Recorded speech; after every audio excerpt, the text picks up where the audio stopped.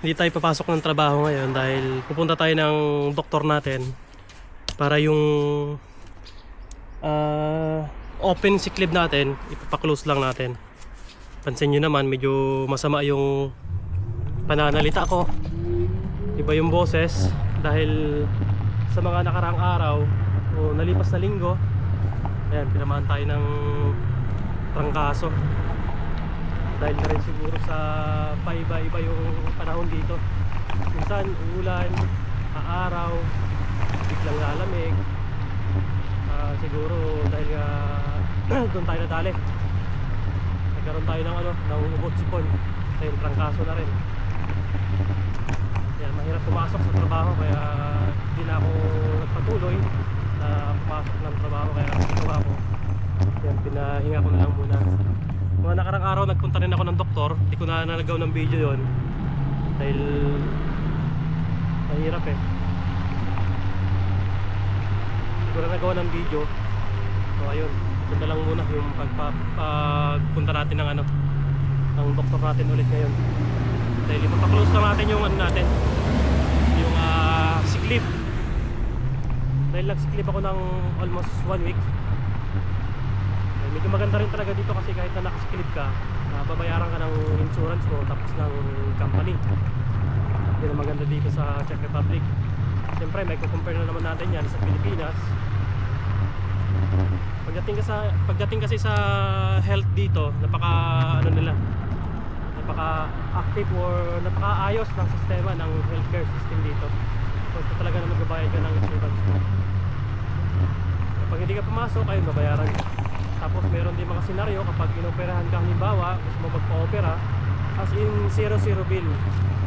Meron ka mang babayaran yung bibigay na gamot, pero pag nasa hospital ka naman, wala ka talagang asin babayaran. Pero pag tulad kong ganito na may sakit lang, na ubosipon, trangkaso, yan, magbibigay lang ng reseta ng gamot. Tapos yan, yun lang yung bibilihin mo na gamot. Pero sa pagpa-check up, ayun, wala ka talagang babayaran dyan. Sabi ko maganda yung healthcare system ng dito, ng Czech Republic, dahil meron tayong mga kaibigan na mga naoperahan na rin dito. Kasi wala talaga silang binayaran sa pagpapa-opera nila. Sila pa yung binayaran ng hospital o ng insurance.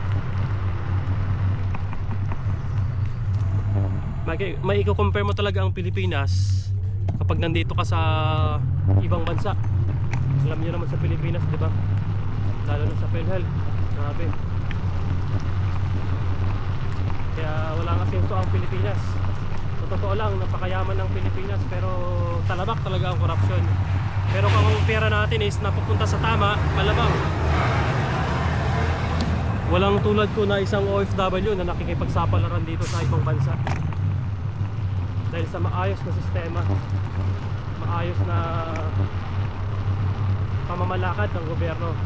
Pero sa panahon ngayon, grabe, talamak. Habang tumatagal, kahit sino nakaupo, talamak ang korupsyon. Kaya mahirap maging Pilipino, lalo na yung mga kapwa nating Pilipino, mga na naghihirap. Kaya hindi mo masisi yung iba tulad ko na nakikipagsapalaran dito sa ibang bansa para mabigyan ng magandang kinabukasan yung pamilya. Kaya sa mga nangangarap na gusto makapag-abroad papunta dito sa Europe or any part of Europe, ayan mga ka-idol, mag-apply lang kayo sa mga legit na agency. Yan ang lagi ko sinasabi, mag-apply lang kayo sa mga legit na agency. Dahil sa panahon ngayon, alam nyo naman, pagdating sa pera, lahat ng paraan gagawin, no? Makapanloko lang.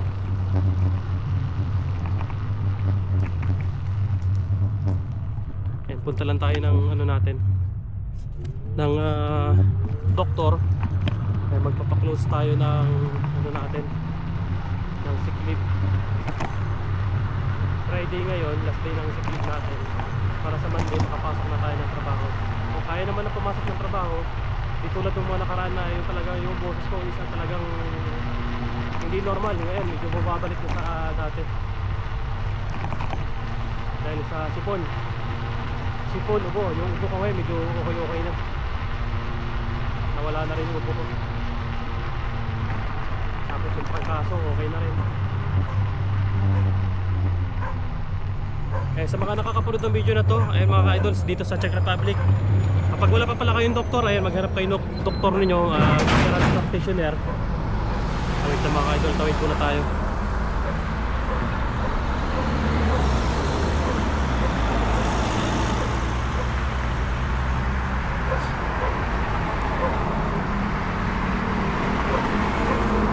Marami pang sasakyan, tayo lang natin.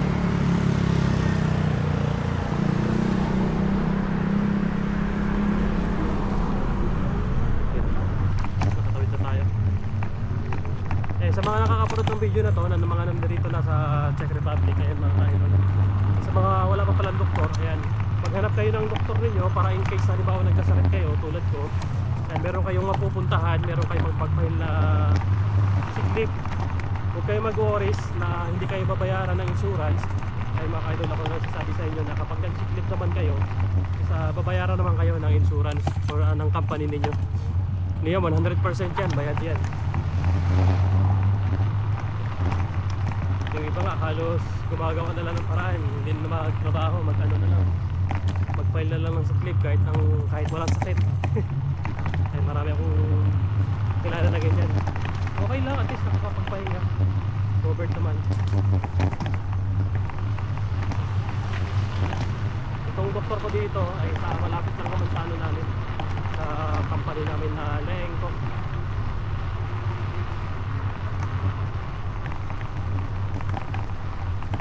Mag-scooter lang tayo. Maganda rin talaga mayroong service at anytime, kahit anong oras makakabiyahe ka. Pwede rin naman mag-commute dahil convenient naman dito yung yung sakayan. Dahil naman tayo naman, meron naman tayong service kaya okay lang na mag-scooter tayo. Yung tulog ngayon, napakainit na naman. Noong nakarang araw, umuulan. Ngayon, tignan nyo, direct na direct yung araw, alas yung kalangitan, kulay blue. Yung panahon dito para lang para lang din sa Pilipinas kapag ganitong summer. Pero kapag nag-winter, ayan, asahan mo yun, kapag winter talagang laging malamig yan, lagi yung panahon madilim.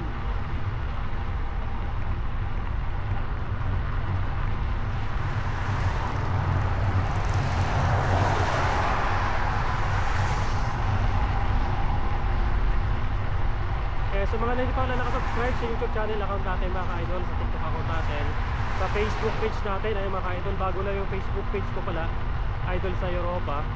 So ilang linggo pa lang naman yung page natin, baka pwede nyo bisitahin yung Facebook page natin, and Idol sa Europa. Sa YouTube channel natin mga ka-idol, ayan, yan ako na madalas nag-upload sa mga videos natin, ina-upload sa mga social media account natin. Medyo pag-aaral lang natin yung takbo natin para yung boses natin is medyo maayos kaunti dahil wala pa tayong mic.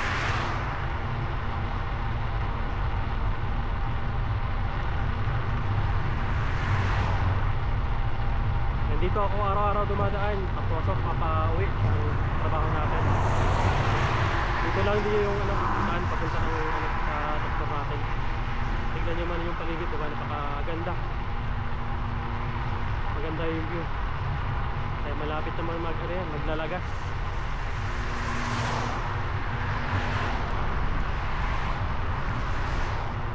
Salamat sa pala sa mga panunood ng mga video natin, sa mga hindi ko nare-replyan, sa mga comment section, sa mga nagme-message sa TikTok account natin. Ay napagunan na yung yung mga message ng iba. Dahil sa sobrang dami, hindi ko kaya isa-isahin replyan. Mga nagtatanong, nag-i-inquire about dito sa Czech Republic.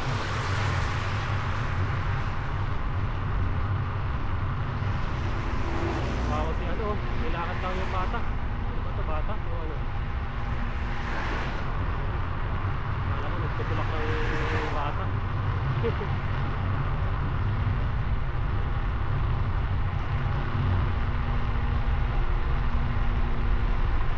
sabi din sa pala sa mga ano, pwede rin magpa-check up gamit yung ano, pa-check up ng ngipin gamit yung insurance.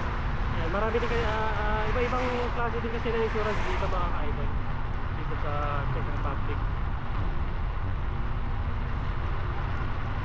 Pansin nyo, yung boses ko is iba. Dahil nagkaroon tayo ng sakit. Tayo sa pangkaso. Kaya sa mga nakakalipas na araw, hindi tayo nakapag-upload ng mga video. Kala ko lang takbo natin para clear yung boses natin.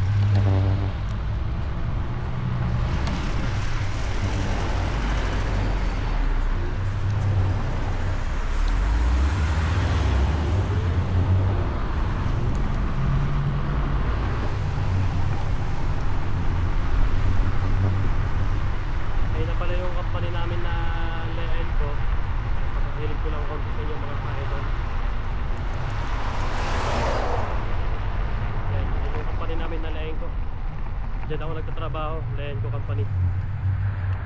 Ayan, kung kita nyo yung ayan, building na yan.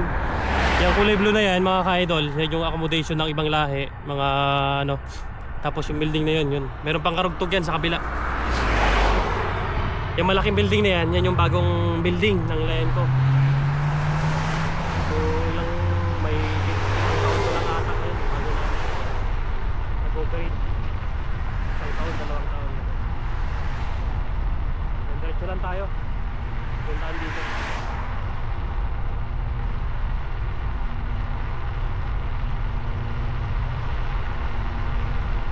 Dito halos magkakatabi yung ano. Ayun, sinasabi ko. Yung ko na yan. Yan yung lumang building. Dito halos magkakatabi lang yung mga company.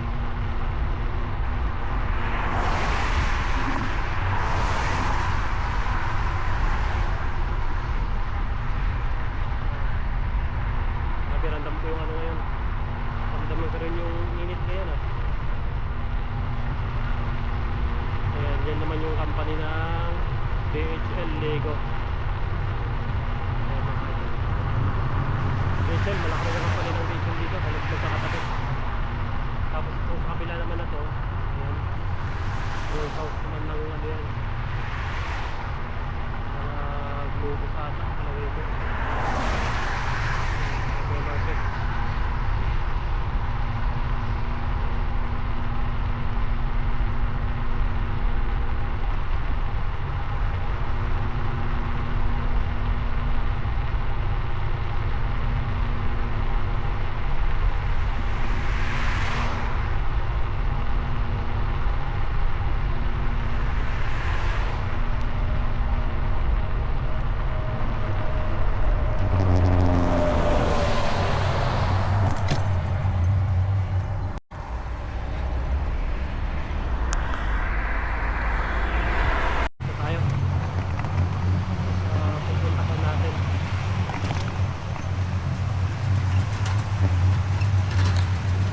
Ayan mga idol, tapos na yung pagpunta natin dito sa doktor natin. Ayan.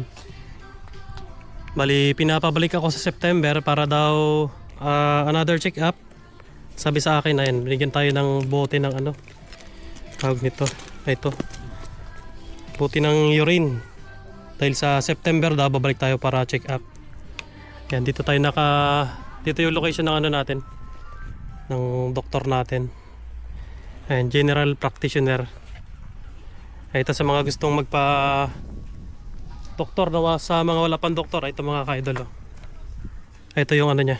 Ito yung email address. Yung address ng itong location na to. Ayan, search nyo lang yan. Ay, sa mga wala pang doktor, ayan. Moderlenka Horokava. Ay, ito rin yung telephone number niya. Ayan, pwede kayong tumawag dyan. Sa mga wala pang doktor na nandirito na sa Czech Republic. Pero ito naka-base lang dito sa ano, mga ka-idol, sa Prague. Sa mga nandito lang sa Prague kasi sa mga province, ayan, medyo malayo-layo. So hanap na lang kayo ng doktor ninyo nang medyo malapit-lapit sa location ninyo. Ito kasi, dito lang kasi ako sa Prague. So ayan. Ayun mga ka-idol. Ganun na, okay lang. Simple lang yung pagpapaklose natin ng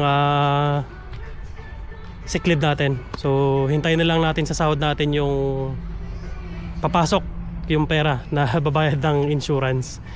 So dito kapag nag-sick leave ka, bayad yung araw na hindi mo pinasok. Ganun kaganda dito. Ay, medyo iba pa rin yung pananalita natin dahil sa meron pa tayong counting sipon pero kaya rin naman na natin pumasok. So sa Monday papasok na tayo. Gusto sana ng doktor ano pa sa Sunday pa.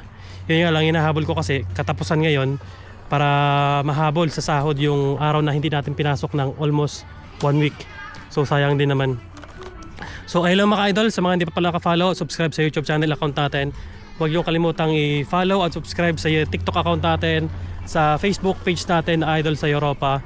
Lalo na sa YouTube channel account natin Idol. Ayan, malapit na tayong mag 1,000 subscribers. Ayan, nagsimula tayo sa 0, nagsimula sa wala. Salamat sa mga sumusuporta kahit na ganun yung subscribers natin kahit papaano. Salamat sa panonood.